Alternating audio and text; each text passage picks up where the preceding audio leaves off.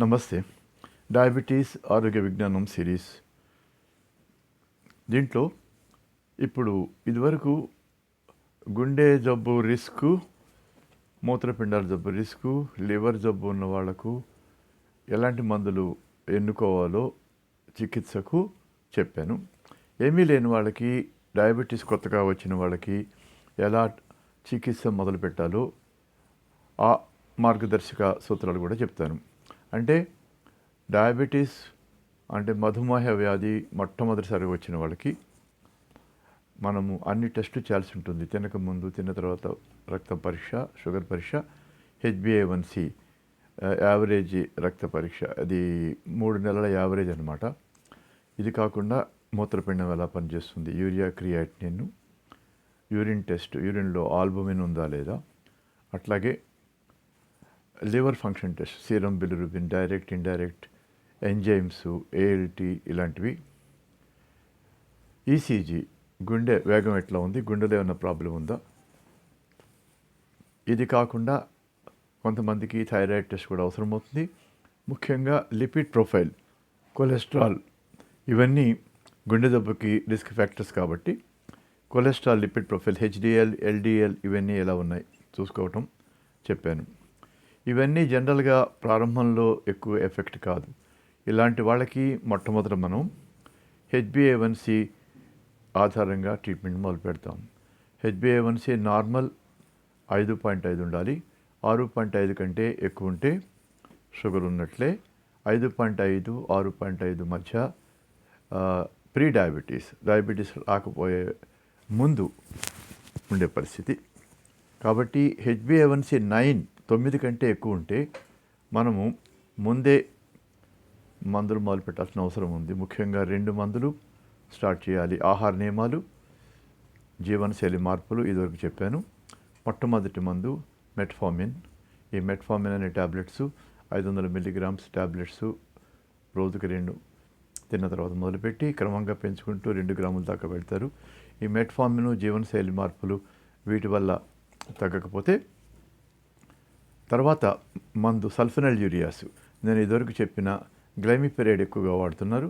గ్లైమిపిరైడ్ 1 milligram నుంచి పెంచుకుంటూ 2, 3, 4 milligram దాకా వెళ్ళచ్చు.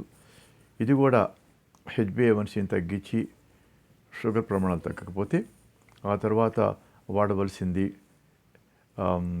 ఏదైనా DPP-4 ఇన్హిబిటార్స్ వాడుకోవచ్చు.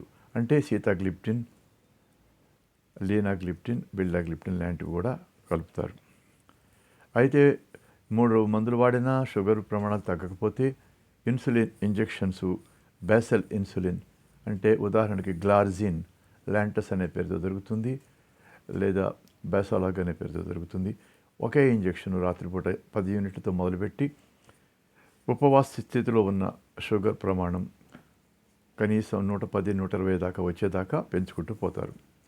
చాలా అరుదుగా వీటికి రెసిస్టెన్స్ అంటే మందులు పనిచేయకపోవటము, షుగర్ తగ్గపోవటం జరుగుతుంది. తగ్గకపోతే అప్పుడు 3 పూట్ల ఇన్సులిన్ అంటే బేసల్ ఇన్సులిన్తో పాటు తినే ముందు ఇన్సులిన్, బేసల్ ప్లస్, రాత్రి ఒక ఇన్సులిన్, మధ్యాహ్నం తినే ముందు ఒక ఇన్సులిన్, చివరి పరిస్థితుల్లో బేసల్ బోలస్. బేసల్ ఇన్సులిన్ ఇచ్చి పొద్దున, మధ్యాహ్నం, సాయంత్రం ఇన్సులిన్ ఇచ్చే పరిస్థితి వస్తుంది. ఇది సాధారణంగా టైప్ 2 డయాబెటీస్కి ఇది రాదు.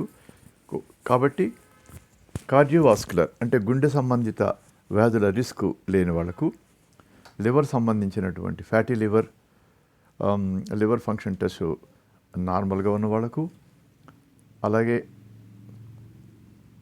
కిడ్నీ ఫంక్షన్ టెస్టులు, మూత్రపిండాల పరీక్ష నార్మల్గా ఉన్న వాళ్ళకు, ఆహార శైలి మార్పులు, జీవనశైలి మార్పులు, మెట్ఫార్మిన్, సల్ఫనైల్ యూరియాస్, DPP-4 ఇన్హిబిటార్స్ వాడచ్చు. అన్నిటికంటే ముఖ్యం బరువు తగ్గటం ముఖ్యం. కనీసం 5 నుంచి 10% దాకా బరువు తగ్గితే షుగర్ తగ్గుతుంది. 15% అంటే 15% ఉన్న బరువు కంటే తగ్గితే డయాబెటీస్ పూర్తిగా రివర్స్ అయ్యే పరిస్థితి కూడా వస్తుందని అంటున్నారు. ఈ బరువు తగ్గించే మందుల గురించి కిందసారి నేను మాట్లాడిన లెక్చర్ చూడండి. అవి GLP-1 analogue, GLP-1 receptors stimulators and GLP-1 analogues అంటే సీమాగ్లూటైడ్, డ్యూలాగ్లూటైడ్, లిరాగ్లూటైడ్ లాంటివి, GLP కంబైన్డ్ రిసెప్టార్ యాగనిస్టులు కూడా కొత్తగా వచ్చినాయి, టిర్జిపాటైడ్ అనేవి. వీటితో బరువు తగ్గచ్చు. అంటే బరువు స్థూలకాయం మరీ 100 కిలోల కంటే ఎక్కువ ఉన్న వాళ్ళకు, BMI 30 ఎక్కువ ఉన్న వాళ్ళకు, BMI 40 కంటే ఎక్కువ ఉన్న వాళ్ళకి బేరియాట్రిక్ సర్జరీ అంటే బరువు తగ్గే ఆపరేషన్లు, ఇప్పుడు ఎండోస్కోపిక్, గ్యాస్ట్రిక్ బెలూన్ ఇలాంటి ప్రొసీజర్సు ఆలోచించవచ్చు. ఇవి సూపర్ స్పెషలిస్ట్ చేతుల్లో ఉంటాయి. కానీ సాధారణంగా రిస్క్ ఫ్యాక్టర్ లేని డయాబెటీస్ పేషెంట్స్కి, కొత్తగా వచ్చిన వాళ్ళకి HbA1c ఆధారంగా 9 కంటే ఎక్కువ ఉంటే ముందే 2 మందులు మొదలు పెట్టచ్చు. మెట్ఫార్మిన్, సల్ఫోనిలియాస్. 3 మందులు కూడా రేర్ పరిస్థితులు అంటే మెట్ఫార్మిన్, సల్ఫోనిల్యూరియా, ఒక DPP-4 ఇన్హిబిటర్ కూడా ఇస్తారు. HbA1c 6.5 నుంచి 7 or 8.5 మధ్యలో ఉంటే ఆహార శైలి మార్పులు, అంటే డయాబెటిక్ డైట్ ఇదివరకు చెప్పిన 1800 క్యాలరీస్, 2000 క్యాలరీస్ డైట్స్ చూడండి. అలాగే వ్యాయామం కనీసం 150 నిమిషాలు వారానికి ఇవి చేస్తూ ఉండొచ్చు.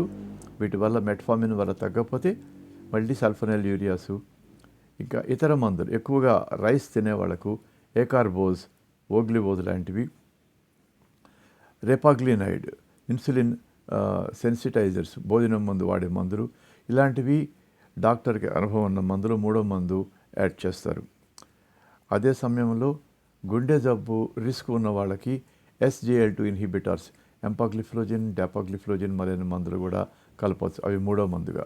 అంటే సాధారణంగా 6.5 నుంచి 8.5 దాకా ఉన్న వాళ్ళకు ఈ మెట్ఫార్మిన్, సల్ఫోనిలియా కాంబినేషన్స్ డైటింగ్ వల్లనే మనకు షుగర్ ప్రమాణాలు తగ్గుతాయి. మన యొక్క గోల్ అంటే లక్ష్యం HbA1c 7, చిన్న వయసు వాళ్ళకైతే 6.5, 6.5 ఉంటే చాలా మంచిది. ఉపవాస స్థితిలోని షుగరు 100 నుంచి 110 వరకు, భోజనం తర్వాత 2 గంటలకి 140 నుంచి 180 దాకా ఉంటే బాగుంటుంది. షుగర్ చికిత్స కల్లా అవసరం మన డాక్టర్ కానీ పేషెంట్ కానీ బాధ్యత భవిష్యత్తులో వచ్చే కాంప్లికేషన్స్ని నిరోధించడమే. అవి గుండె జబ్బు, మూత్రపిండాల జబ్బు, నరాల జబ్బు, కళ్ళ జబ్బు, మైక్రో యాంజియోపతి, చిన్న రక్తనాళాల జబ్బులు, మైక్రో యాంజియోపతి, పెద్ద రక్తనాళాల జబ్బులు. ఇదే కాకుండా ఇన్ఫెక్షన్స్, నరాలు అంటే రక్తనాళాలు గట్టిపడిపోయి కాళ్ళల్లో రక్త ప్రసరణ లేక గ్యాంగ్రీన్ లాంటి ఇన్ఫెక్షన్స్, అట్లాగే మర్మావయాల్లో వ్యాధులు, ఇన్ఫెక్షన్స్, ట్యూబర్క్లోసిస్ లాంటి వ్యాధులు, ఇలాంటి అంటువ్యాధులు కూడా నిరోధించడానికి కూడా మనం షుగర్ కంట్రోల్ చేసుకోవాల్సి వచ్చింది. అంటే డయాబెటీస్ చికిత్సకి ముఖ్య లక్షణం కాంప్లికేషన్స్ నిరోధించడమే. అందువల్ల షుగర్ తగ్గగానే సంతోషపడకుండా ప్రతి 3 నెలలకి షుగర్ ప్రమాణాలు చూసుకోవాలి. ప్రతి సంవత్సరానికి ఒకసారి మూత్రపిండం టెస్టులు, గుండె పరీక్ష, కొలెస్ట్రాల్ పరీక్ష, లివర్ ఫంక్షన్ టెస్టులు, ఇతర నరాలు ఎలా ఉన్నాయి, నరాల్లోని సెన్సేషన్ ఎలా ఉంది, నొప్పి, స్పర్శ జ్ఞానం ఎలా ఉన్నాయి, అవి కూడా చూసుకుంటూ ఉండాలి. సంవత్సరానికి ఒకసారి కళ్ళ డాక్టర్ దగ్గర కళ్ళు పరీక్ష కూడా చేసుకోవాలి. చూపు ఏమన్నా తగ్గుతుందా, రెటినాలో ఏమన్నా డ్యామేజ్ ఉందా అది చూసుకోవాలి.